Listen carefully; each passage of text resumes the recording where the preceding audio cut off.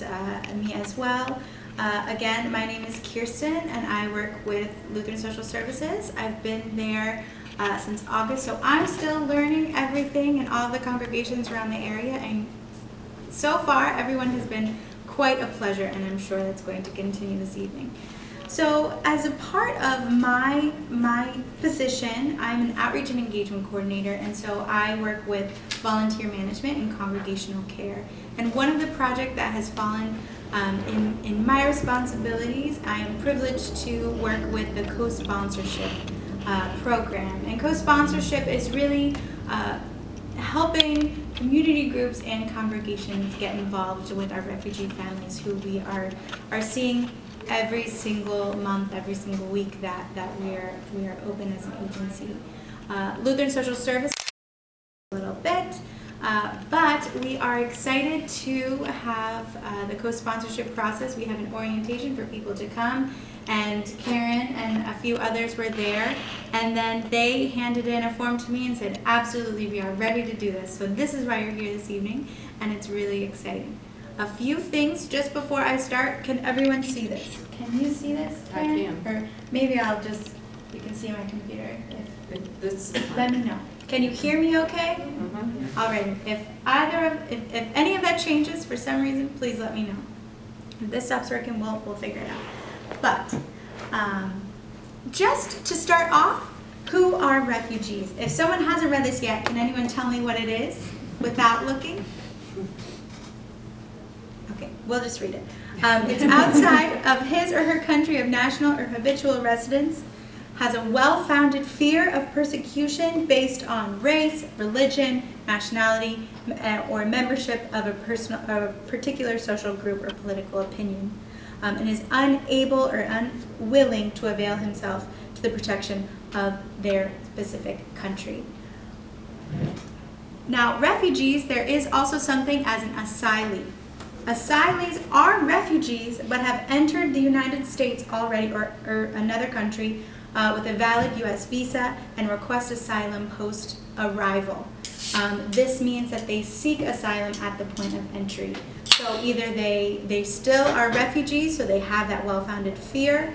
They are either coming as students.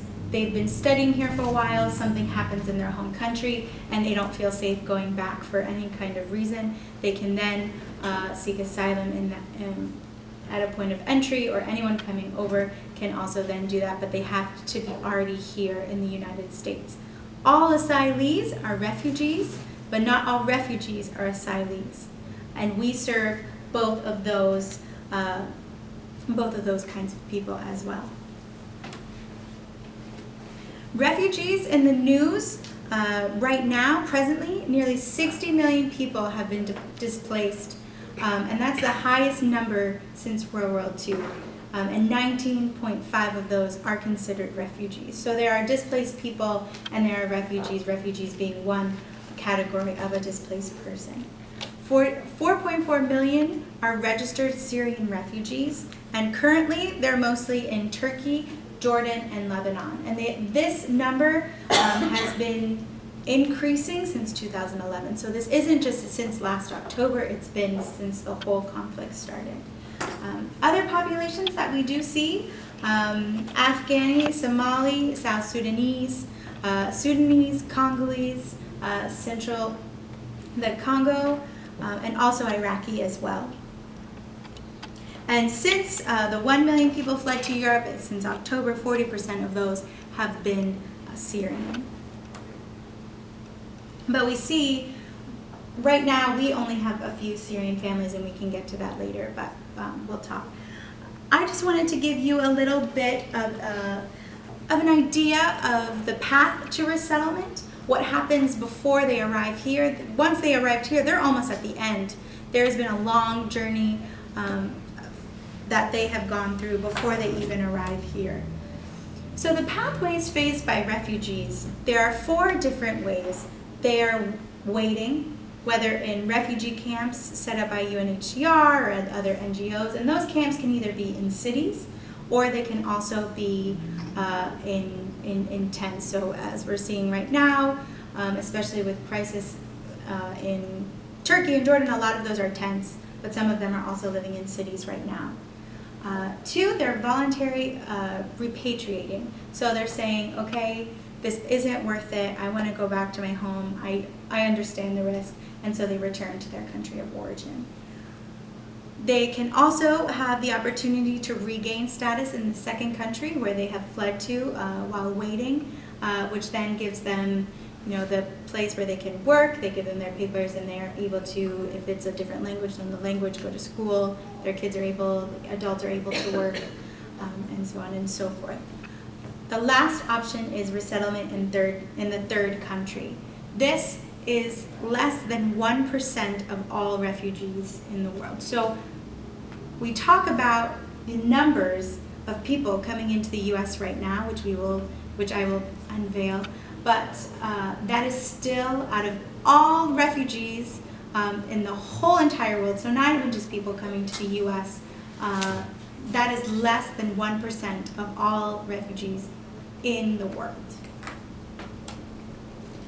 Just to give you a little bit more of an idea of where they're coming from to the U.S., USRAP is U.S. Reception and Placement. So reception and placement, when I say R&P or RAP, that is talking about getting them housing and making sure that they are getting what they need when they get here.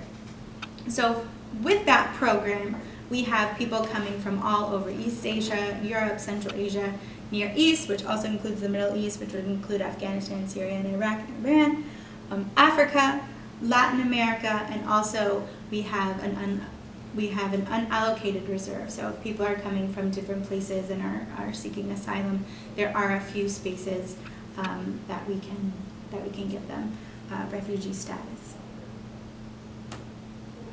And one thing I didn't mention before the screen moved, the president makes and sets the number of refugees who are able to come in every year. So last year, President Obama said that he would accept 85,000 refugees. That has been 70,000 in the past. It's been smaller, it's been larger, and this year it's just 85. Now the refugee resettlement process, this is very complicated, and they go through a lot, like I said. So I'm not sure if you guys can read this, but I'll read them aloud. They have to apply to be a part of the UNHCR. So they have to apply for refugee status.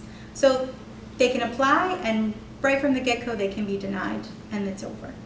But mostly if they're referred and their case is accepted, they go into interviews, they go into interviews and adjudication. Sometimes when you're in front of people, it just gets a little tight. But they go into the process of making sure that they are qualified to come to either the U.S. or any other resettling country. And just to pause, UNHCR is the United Nations High Commission for Refugees, just in case.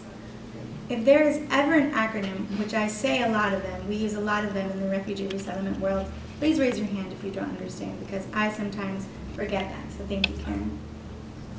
After that, they will go through a significant amount of security clearances.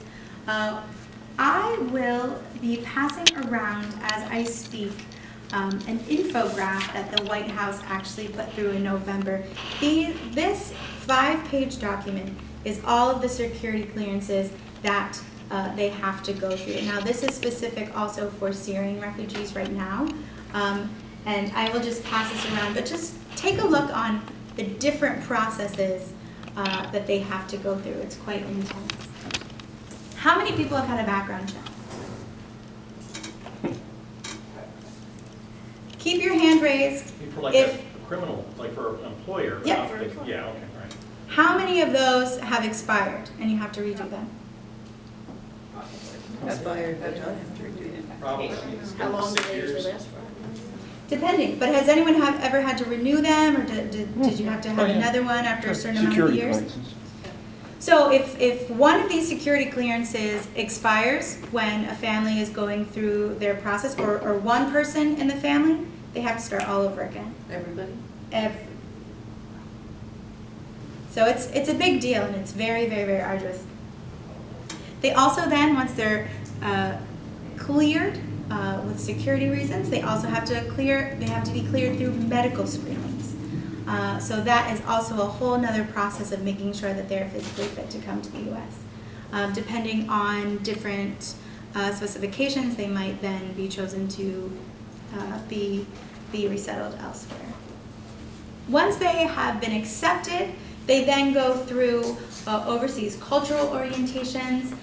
They are given the IOM, which is the International Office of Migration, gives them a loan that they eventually have to repay, but they give them a loan to pay for their tickets to come to the U.S. So they're able to come and buy their tickets on their own. They purchase those, and then that's when we know that they're coming.